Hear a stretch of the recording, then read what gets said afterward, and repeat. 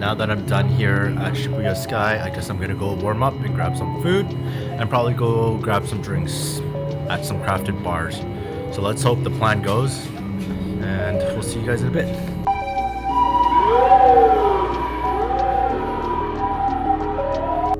Essentially, the place that I wanted to go eat dinner, they were closed, or they just didn't have space for me. I don't know why. I didn't make reservations, and they basically said that they were full. So I didn't even eat dinner. I lost a meal in Japan, and I know that's devastating for a lot of you guys because many people save spots for food. But you know what? I kind of justified it because I was like, you know what? I ate a lot today. I'm just gonna go on an empty stomach and go to the bars and check it out. I skipped dinner, but I keep. This is where I went to go check out Japan's bars. And I got a couple recommendations from a couple of friends, which was really nice. And essentially, I went to go try this place called Bartrench. So Bartrench, I tried so many different drinks, and I told myself, like, there is no limits when it comes to trying new experiences and trying new things. And as soon as I got to Bartrench, I remember having like different levels. And for me, I wanted to try all that level.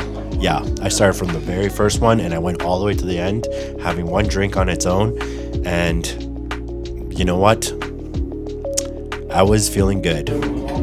Let me tell you that Bartrench was also in this area that was like very beautiful. I don't know what it's called right now, but I'm gonna write it right here for you guys to see. But like, this neighborhood was spectacular. I remember walking around this neighborhood just being like, wow, where are all the people, and why is this place like such a hidden gem? And like,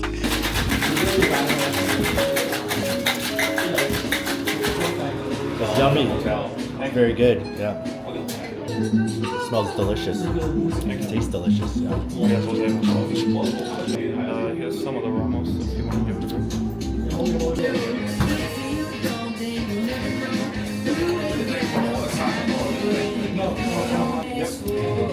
I hope this video doesn't blow people up. It probably won't because I don't have that many followers anyways, but I really, really like that neighborhood. Alright, so I just finished at Bartrench and I am now heading over to A10. But I just want to say thank you, Arthur. Nice meeting you, Michael, as well.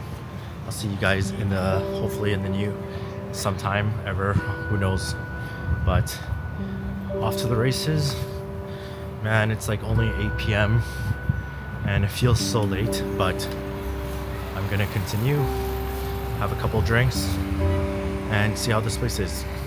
Let's go. I soon later then walked all the way over to this other speakeasy bar that I heard on all over internet, so I wanted to go try it. It was called A10. Guys, so the next bar that I'm going to is right here.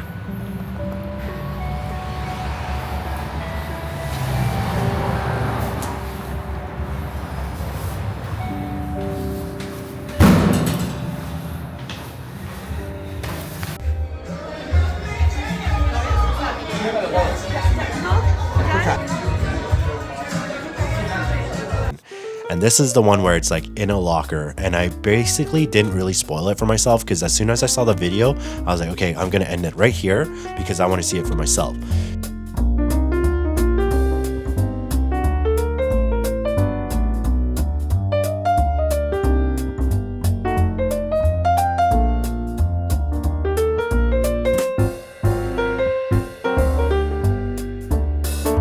As soon as I walked through the locker room, it got pretty dark and I was like, where am I going? And I remember walking down the stairs, and I kept going and kept going. And I was like, okay, am I in the right place? Did people leave me to the wrong place? As soon as I got downstairs, the guy was like, do you have a reservation? I was like, oh shit, no, I don't. And the guy was like, how many of you? I was like, one. And the guy looked at me and he's like, okay, we can fit you in. I was like, oh, thank God. Because I didn't want to run into an instance where it was like, I couldn't get in because there was not enough space or I didn't make a reservation. So I got in. There was one spot for me right by the end of the bar, which is perfect because I'm videotaping anyways. And I didn't want people to see me with my camera because I'm kind of camera shy still, and I didn't want people to see me. So I sat in the corner and I was handed a menu, and the bartender was like, they were all dressed up super like crazy. They were like very well dressed up. The bar looked like an old record place. It was just light jazz music. I loved every moment of it. I felt like the drinks were a little bit too gimmicky, you know, like where they're trying to impress you too much by showcasing like this experience, and I just want my drink, to be honest. Like I admire the experience of like them showing me some like history behind the drink. I admire like the presentation that they give you, but at the end of the day, I just wanted my drink, and I'm only judging the place for its drink, not the presentation, because I don't get to take that presentation home with me. Looking at these menu now, and I'm just like looking at what to drink, and I'm like, hey, I'm probably gonna have like 2 to 3 drinks here, just mainly because one drink is not enough to like really judge a place. So I gave 3 drinks a try, I believe, or maybe it was 2. And I remember the 2 that I got, like one was like very creamy and then one was like very harsh. And I felt like the drinks were just like not very memorable, even though like the drink menu and what it had in the ingredient list looked really cool, but the drinks weren't really memorable to me. But I still enjoyed the vibes a lot, and I still continued to have a good night, and I still drank my drink, so it was a win-win. This guy's good.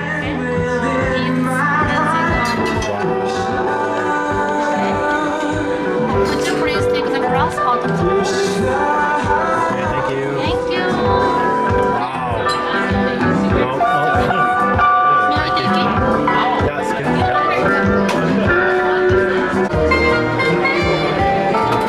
I'm sorry. Like I was looking for 5 minutes.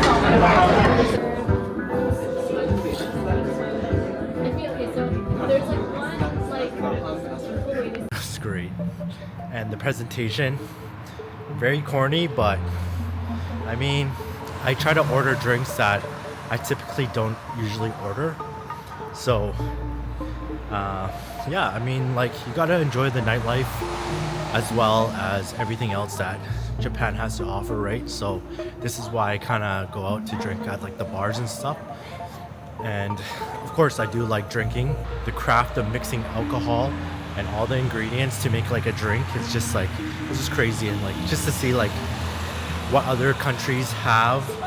And the crazy thing is like, even though we're so far apart, we still use the same ingredients like creme de menthe or something like that. And it kind of brings back home in a sense, but we're so far away, right? So like the unity is there, and it's just great. So The next day, this is where I wanted to explore Shinjuku, because I'm like, I haven't been to Japan if I've never been to Shinjuku, the other place that I was deciding on if I should get a place or a hotel there. So I wanted to see Shinjuku today, and what better way to start an early morning than to go visit a park, because that's the only thing that's open. So I went to go see Meiji, Jingu, and I'm just in Shinjuku, just kind of like walking down. Don't know if there's an easier way to get there, but yeah, that's my morning so far. Got myself a hot black coffee from 7-Eleven. It's like 7 a.m. right now, so I did see a lineup earlier. I don't know if that's the same place, but I will go and check. And so far, so good. I didn't realize how big this place was. I only looked at photos and maybe some videos, but it doesn't entail how big this place really is. And I think I started from the reverse way, which is not a big problem. I started the reverse way, which is in Shinjuku area, and I walked down. I was doing everything in reverse. Like, I entered the shrine in reverse. I don't know if that's a good or bad thing, but I didn't realize it until after the fact. I was like, oh man, like everything is backwards. Like, I entered the shrine backwards, and I saw the rice barrels like near the end. There's an opening and closing time. It was such a crazy experience to finally experience like my first shrine in Japan. And I just remember being like, wow, it's so like such a different feeling being here, because everything is like covered in big trees. I remember that. And really big walkways, which was really nice, because everything in Japan is, once again, is very narrow. And just like seeing so much nature just kind of brought me to like at ease and peace, and that's exactly what I like. And it's having nature in between like big cities, so it doesn't feel like just a concrete jungle everywhere, you know? I remember walking through this area and it's just like really beautiful. And I was just like really happy to be in Japan at this moment, and just kind of like encapsulated everything to myself here. I was like, did I really just do this? Did I just really go to Japan by myself? Am I really just here? Because like everything just feels so surreal. And I'm so proud that I've come this far to finally make the decision to come to Japan overseas by myself. And I mean, a lot of people have done solo trip and solo travel, but it takes a lot of will and it takes a lot of courage to kind of go out and do solo traveling by yourself.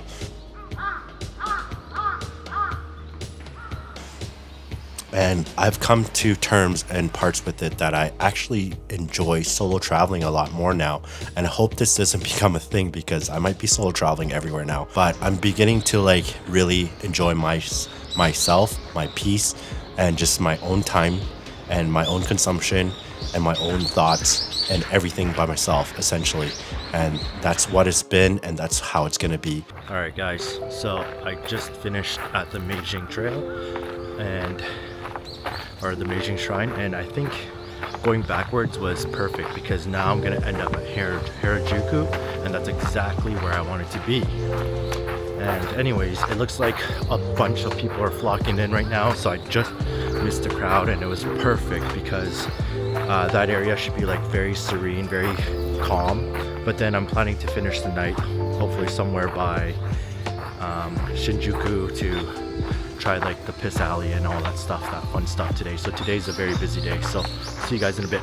Of course, I'm here now and everything is not open because I'm here very early, but I can tell like once everything is open, it's a very beautiful street. Like, come on, take a look at this. I don't know what street I'm on, but you guys probably can find out by searching where this business is. I'm gonna grab some coffee before grab some lunch.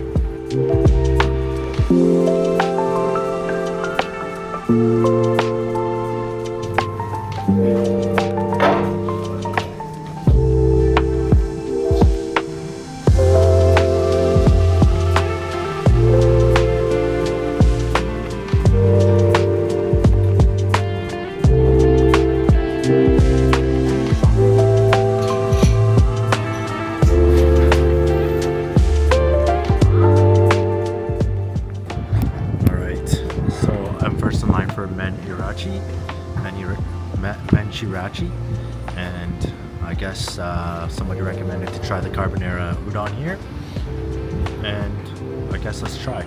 By the way, I'm gonna be going on like a food binge for the next couple bit, so bear with me, and then we're gonna go check out a few architectural things that I think look pretty cool on pictures, so we're just gonna have to see it for ourselves. So let's go.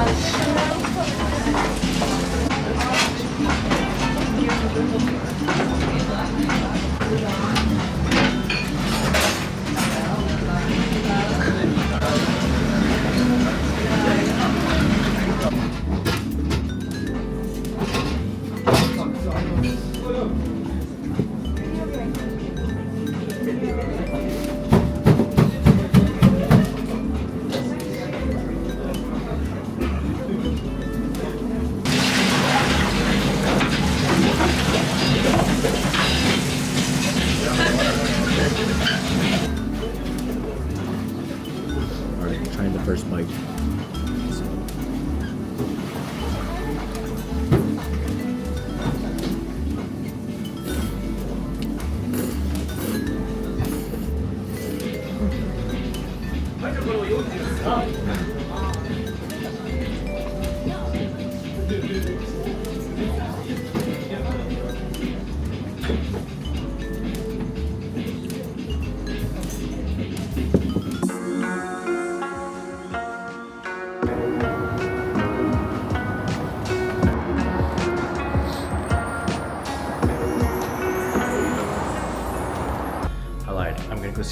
sushi place is open for $50. You get 12 course, I think it was. So let's go see if it's open. So it looks like they're open. I'm gonna give it a shot.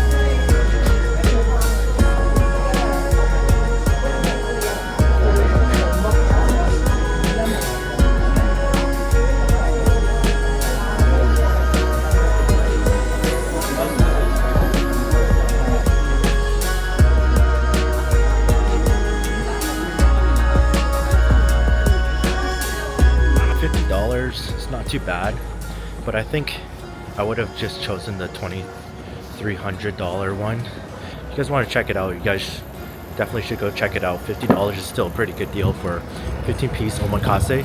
Something like that you could probably get in Canada for like $100. So I'm going to check out a few spots and just walk it off now, and then probably head back for sunset. See you guys soon. After I finished those areas, I wanted to check out a national art museum that I saw on the internet, and I thought, like, when I saw this, I was like, this is on my bucket list because this is one of the nicest things I've ever seen in my life.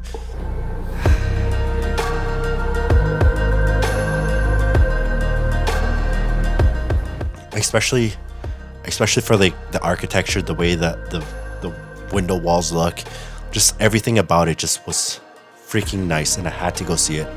So that's exactly where I went. I went to the National Art Museum, and I just remember it being like so out of the world for me. Everything was just so tall. I felt like such a little person in this museum. And I remember going inside, and I was just like, wow, this is freaking beautiful. And as soon as I got on the escalators, I started to get a little bit more scared because of the height. And I was like, wow, everything just feels so like high, you know, because I went all the way to the top just to see what it feels like to be at the top.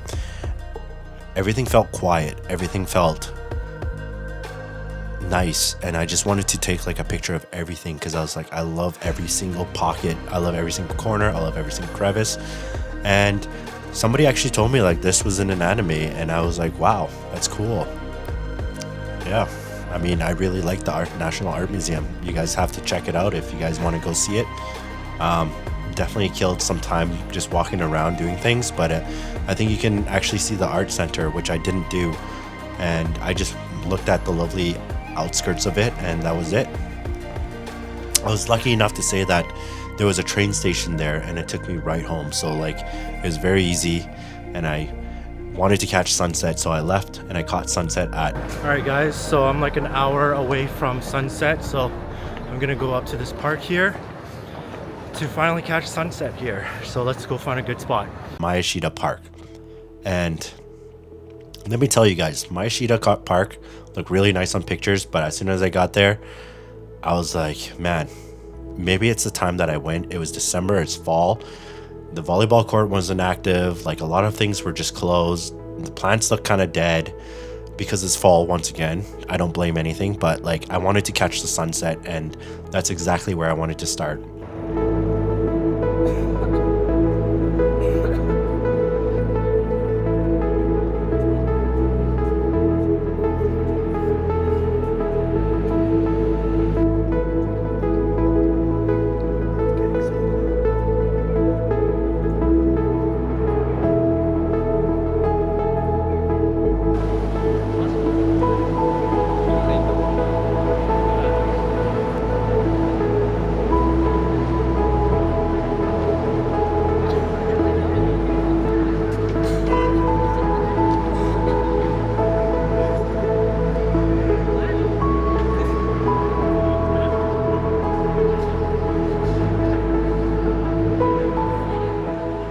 what I noticed up there is that there are a lot of students. There are a lot of Japanese students up there. And there was a lot of like random people just walking by me. I don't know if they're staring at me because I had my camera, but a lot of people just kept like staring at me as if I was like out of place. But I wanted to take my sunset video, so that's all I really did. And there was a lot of people just kind of like sitting on the bench eating and just drinking and stuff like that, taking videos, which was really nice. And it just seemed very nice to see people using the park and just enjoying it instead of being inside in your house, you know? All right, good morning, guys. Today's my last day here in Tokyo, but I'm headed over to Kichijoji side, which is a little bit outside of Shibuya, which is nice because last night I was in Shinjuku and it was so crazy.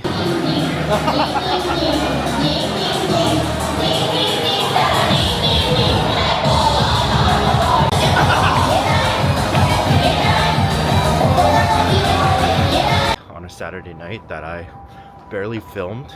As you can see, I kind of like passed by everything. Everything was getting really cold too. So today, going to eat at the next stop. The main reason for me to go to Kichijoji was two things. I wanted to eat at this one place that I lined up for. Damn, so mad. The lineup for that starts at 8 a.m. and you just write your name down and you come back and it's full. So I guess I have to go eat something else here. And my hair is crazy. I'm gonna go check out some glasses place. Apparently you can buy lens glasses for $100 or less, so I'm gonna go do that and then probably go find something else to eat. The place I wanted to eat at was called Hikiniku to Come, and I messed up, guys. This place on the internet says that no reservation is needed online, but what it doesn't say is you have to go and line up first thing in the morning to get reservations. So for me, thinking like, oh yeah, no reservations, just line up like all the other places that I've been doing, I went there at like 11 in the morning to maybe try to get like the lunch. And apparently they did reservations at 8 in the morning. You line up at 8 in the morning for reservations for lunch. I missed that completely. So that was the first time I've ever missed like having a spot for food, and it was crazy because I really wanted to try, and there was like no exception for one person like me. However, I still made the best of my day, and I went out to go look for glasses because that was part of my plans. I wanted to find new glasses because the glasses that I have were breaking, and I'm like, hey, you know what, like it's nice to buy a pair of glasses here in Japan. Let's go see what they have, right? どんなメガネをお探しですか?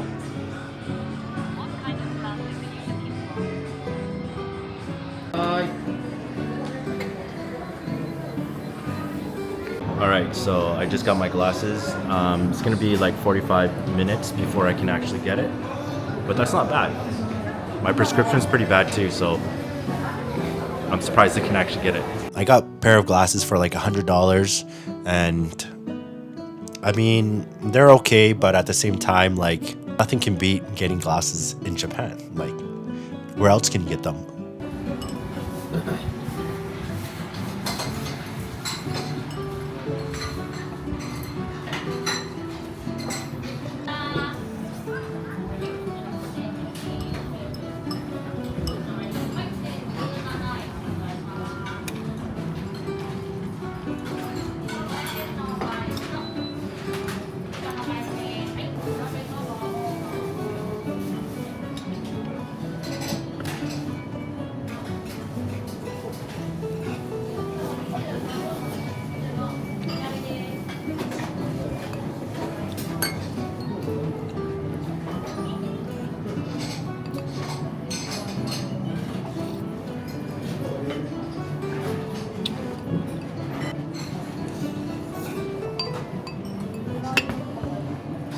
One of the things that I want to do in Kichijoji as well is that there's this big park, another park.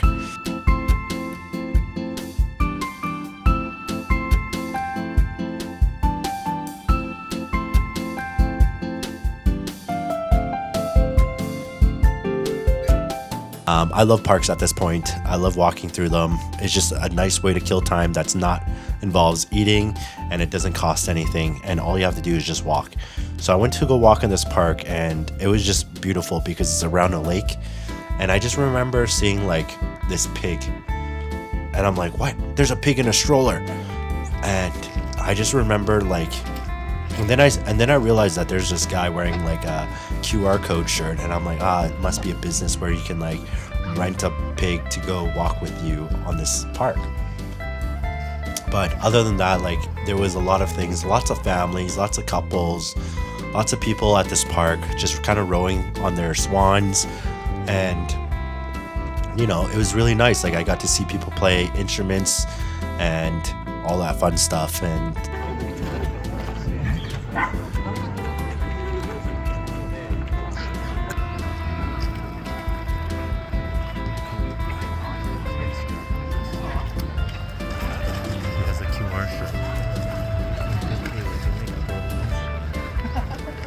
I remember running into this area called Harmonica Yokocho. And this is an area in Kichijoji where people just kind of like drink. And it felt like an underground back alley drinking bar thing that I never got to experience in Shinjuku, which is probably why this was driven to me so much.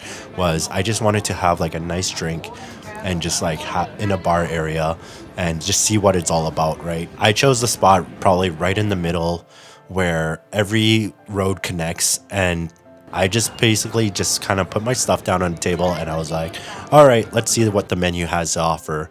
And pleasantly surprised, I just ordered a beer to start with, just to see like what the vibes were like later on. And eventually I actually end up meeting somebody that I consider a friend for life, and he was a local in Japan. And everybody say hi to Takanori, because this guy, he's a VIP. I just remember me and Takanori, like, he kind of approached me and was like asking me something in Japanese, and I was like, sorry, I don't speak Japanese. And he's like, what?